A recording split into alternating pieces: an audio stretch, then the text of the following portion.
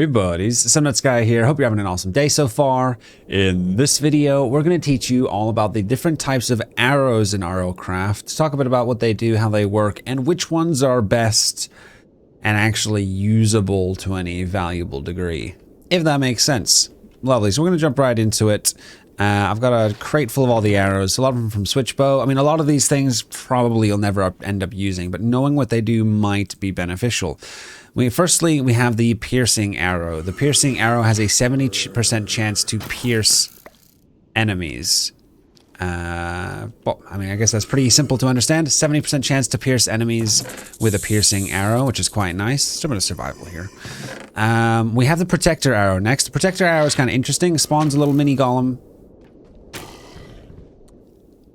Interesting. Spawns a little mini golem on impact with an enemy only, not with a block. So you make impact with an enemy, and it will spawn a mini golem. Lovely. And then the golem lasts a very short duration. Looks like it gets a few ticks of damage in before it dies. Not a whole lot. Let's see if multi-shot works with it though.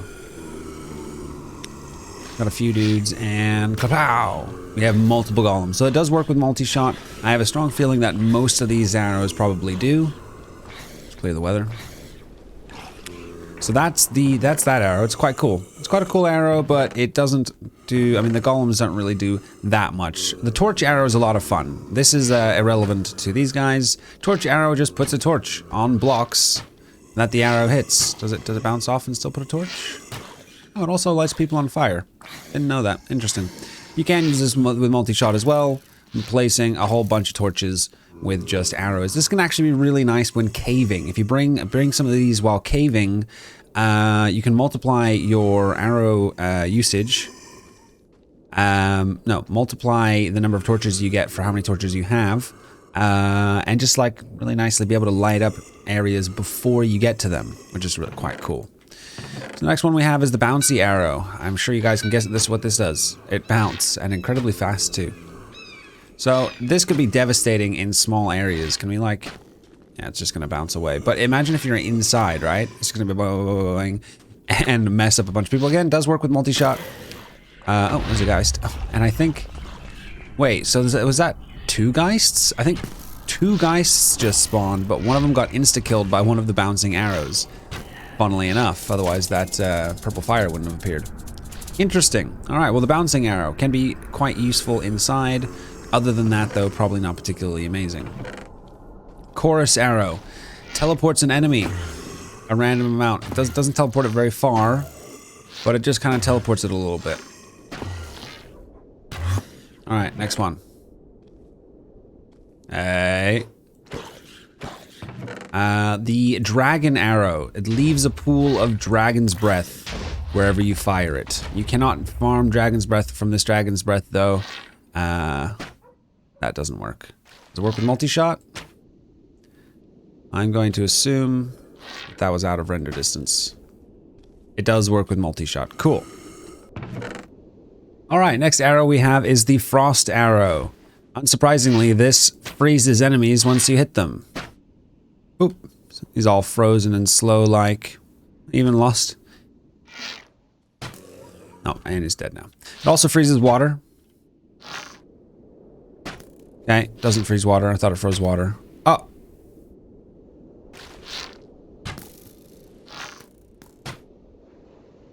It also creates snowmen. Seems a bit finicky. Seems like it doesn't do it all the time. It has to be at full. Alright. They're a little bit finicky, but they freeze water and freeze enemies. Honestly, probably won't use them too much. Next up, we have the knockback arrow. These give big knockback. Big knockback. Excuse me, guy. There you go. Big knockback from the knockback arrow there. Could be quite handy in certain circumstances. Burial arrow. Now this is quite a cool one. This is interesting because you're not going to get the value, you're not going to get the experience. But essentially, we're going to be putting him 6 blocks under the ground. So check that out. Very, very cool. So that's the burial arrow. Quite useful in a pinch. Luck arrows basically just work as if you had looting 3. Luck arrows deliver you loot as if you had looting 3. Oh, he's a healthy boy, huh? See what this guy drops. Looks like he dropped a fair stack of rotten flesh there. Wouldn't have done that normally if it wasn't for the fact that the luck arrows work as if it had looting 3. Love arrows AoE. Love arrows and love arrows AoE. If you're ever going to make love arrows, make the AoE version. Just get rid of the normal version. Make the AoE arrows, okay? These are insanely good. These breed animals. And I'm talking any animals that are breedable. Anything that's breedable apart from villagers can be bred by these AoE love arrows. You see that? It is AoE. The AoE is quite small and it has a maximum of 6 entities that can be bred, that can be charmed with this. It also will stop enemies from attacking you. So he's going to attack me and I hit him with the love arrow, AoE, and he no longer wants to attack me. We can now be buddies, which is quite cute. Might be useful for maybe taming like hostile mobs, whatever the case may be. But most useful for obviously breeding. It still follows the normal rules of breeding, timers, etc., and can breed a maximum of 6 mobs at a time. All right, moving on.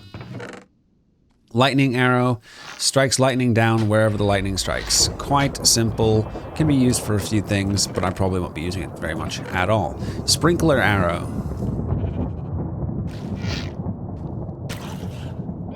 Sprinkler arrow just creates water wherever you shoot. It'll put out fires, it'll destroy torches. Oh, sorry, I kind of whistled there. And that's pretty much all it does. Get rid of that one. Triple arrow. This shoots 3 arrows. 3 arrows, quite nicely like that. Quite good for damage. What about multi-shot? It does. Look at that. Okay, so the arrows seem like they split into 3 just after being fired. You see that? It's like 1 and then 2 more go pyong right after you shoot. Pyong. It happens the same with multi-shot. So that's going to be creating a buttload of arrows. Okay. DPS increase up potentially. Those could be quite useful actually. You have fire arrows. Now these are quite cool. I don't know if they're going to be that amazing, but they're quite cool regardless. Check that out. It creates a fire pillar when you shoot it. And this could be quite useful, you know, if you're in certain dungeons and you have like a big group of enemies chasing you, pop one of these down and all of the enemies are going to be walking through that. You know, you drop 3 in a row or whatever, and all the enemies are going to be walking through these flames. Quite cool. Practical, I don't know. I don't know, to be honest. The underwater arrow, do I really need to go over here? Oh, yeah, I'll show you. Underwater arrows essentially work exactly the same underwater as they do anywhere else. The trajectory is exactly the same. There's no difference between using an underwater arrow above water or underwater. Kind of useful. Now we have the vampire arrow. Now the vampire arrow is actually Pog. This gives lifesteal. So I'm at 1.5 hearts. I'm going to shoot this and I'm at full hearts now. It's quite good. That's an unenchanted bow. And it gives you a portion of your health back. So I'm not even doing that much damage with it, and I healed 1.5 hearts. So it does have quite an effective heal. So vampire arrows actually pretty Pog. Wither arrows, well, they apply a wither effect. You kind of know what that means, I would imagine. Teleport arrows, they're kind of cool. You teleport to where you where you shot, like as if it was an ender pearl. However, if you shoot an enemy or a mob, this is just gonna die, isn't it? You switch places with them. So you see the poof. Yeah, we'll do it properly. Here, pop that one there, and fire. And you switch places with the mob. So that's quite cool.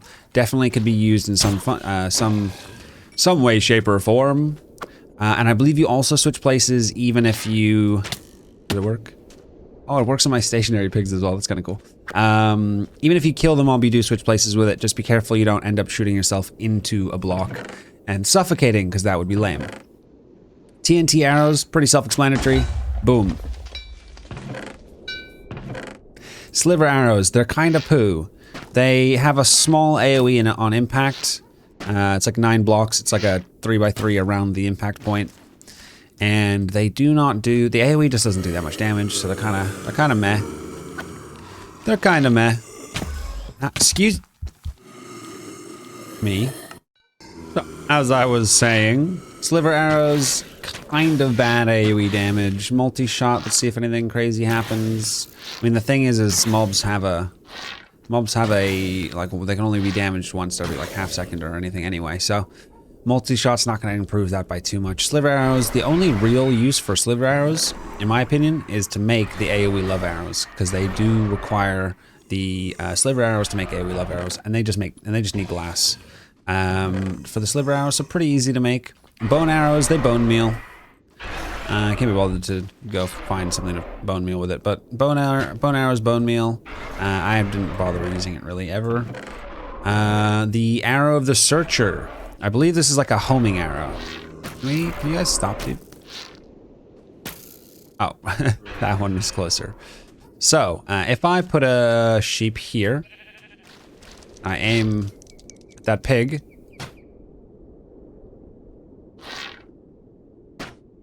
It hits the pig.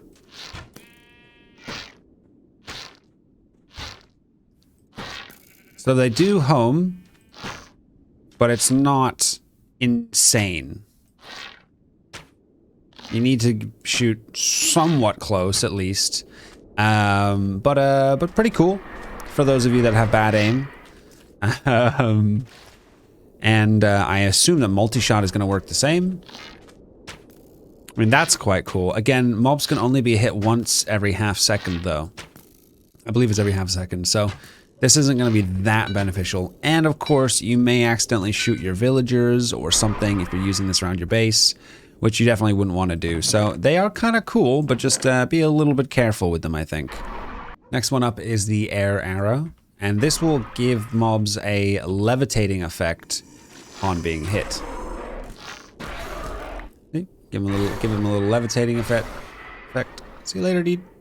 All right, moving on to the last couple arrows here. We've got the redstone arrow. Now this is, I can't really be bothered to set up a thing to show this, but it gives a redstone. Well, is that gonna? No, it's not gonna do anything. It gives a small redstone signal. Honestly, who cares? I don't think I'm ever gonna use this thing. I can't stand redstone myself. Anyway. Finally, we have the rocket arrow. The rocket arrow is kind of cool. It's made with fireworks. Can be made with any firework. It flies perfectly straight until it loses its momentum there. Interesting. But yeah, it flies perfectly straight as long as it has momentum. And it, if the rocket arrow has an effect charge, it explodes after a certain time. And when striking an opponent or when hitting a block, the explosion spreads damage and displays this, the firework effect. So kind of cool. So if you were using some kind of fancy fireworks, you might do some cool stuff. And that, ladies and gentlemen, is all the arrows. Realistically, the ones that I personally would use would be the vampire arrows. I've used the torch arrows in the past, and the AoE love arrows. These, realistically, are actually the only arrows that I've used. I've tried teleport arrows once or twice. There's a few in here that are kind of useful, but these are the three that I've actually used, you know, for caving, lighting up caves that are ahead of me so I can light them up before I get in there, farming, and for, you know, the lifesteal elements when doing like boss fights or things like that. Guys, if you enjoyed the video, give it a thumbs up. If you'd like to see more videos like this, consider subscribing. I go live on my Twitch channel every day except Monday and Friday, and it'd be great to see some of you guys there. Regardless, I hope you have an awesome rest of your day. Take care.